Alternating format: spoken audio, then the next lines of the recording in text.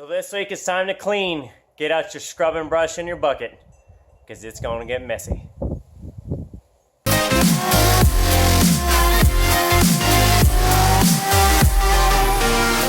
So this week, one of the big things is I've really got to get this car clean. So now that I've got kind of the chassis done, I've got the torque boxes in, I have the engine bay done, it's all cleaned. Everything now is ready to start going in the car. If you look down in here in the trunk well, it's still dirty. So I need to get this cleaned out. So I'm going to vacuum it first, scrub it down, basically kind of like I did with the 92. Scrub it out with some water and dish soap, which is a good degreaser. Probably use some Scotch-Brite pads maybe to scrub with, some Harbor Freight degreaser in that, and just really I got to get this thing unoily, I guess. So once I do that, I can then start cleaning the interior the same way, get it ready. I need to get the boom mat laid down in there for the sound deadener, and then start the wiring. So if you remember, I kept all the harnesses out of the 92.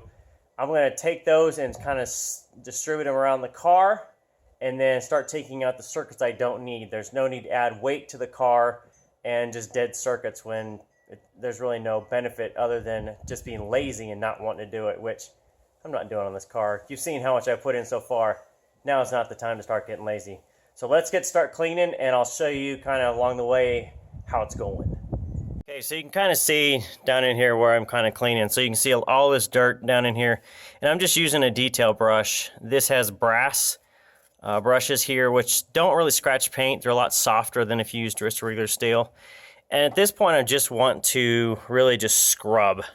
Just scrub. I want to get all this loose dirt kind of, well, I guess loose or looser, so that my vacuum can pick it up. And the reason to really kind of get as much loose dirt out as you can versus going straight away into cleaning with fluids is that, you know, you have a lot of dirt in there, and if you start adding water or anything else, it becomes mud. It's a lot harder to deal with. So use like a brass brush or a steel brush or something like that, just to really get all that kind of loose, gunky dirt. Really just get it loose so that a vacuum can take it out. And then once you feel like you've gotten everything scrubbed with a brush and it's ready to go, then vacuum it, plus start with your fluids like your whatever you're going to use, Harbor Freight degreaser, just water and soap, whatever, anything like that. Get everything out as you can. Otherwise, it's just going to become a really gunky, soapy, muddy mess that is really sucky to deal with. So clean it there and spend your time on the front end and not the back. All right, so once you have everything clean, you can kind of start assessing the damage of what needs to be fixed. So you can see down in there in tire well, I'm obviously missing that seal that goes there, which allowed probably a lot of water in there, and under the tire, the paint just basically wore and, well, just surface rusted a lot. So this is the black paint that I've been using kind of on the engine bay and the other stuff. This is just the rust coating, just in rust encapsulator / neutralizer, and boy, if I almost didn't cover the whole thing. So that is done, as you can kind of see in there. And now all I really just need to do is finish up the rest of the piece. So getting scrubbing, everything cleaned up. Anything that has surface rust will be hit with the rust encapsulator. Bare metal obviously will be the etch primer. And then I think I'm just going to leave it. Honestly, it's going to be covered up with the trunk liner and all that stuff I had out of the 92 that I restored, cleaned up. So I'm going to work on those a little bit and make them even better and get them ready to go in this, because I've got other things. So no need to paint. It's all going to be covered. So look at that. So that is the water that came out of that trunk after cleaning it and wiping it with a rag. So that is cleaned, and ooh, I need to get rid of this water. So now I'm going to call that good with the trunk, and it is ready. So obviously it has been scrubbed. It is clean, as you saw my bucket of water, or more like bucket of dirt.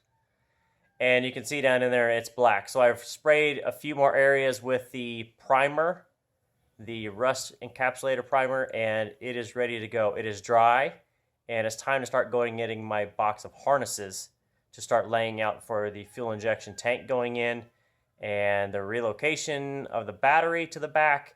Plus, I'm going to leave this open for now before I put everything in, so that I can do my wide body kit. Oh yeah, that's why you came in here. You want to see the wide body. So that's it for this time.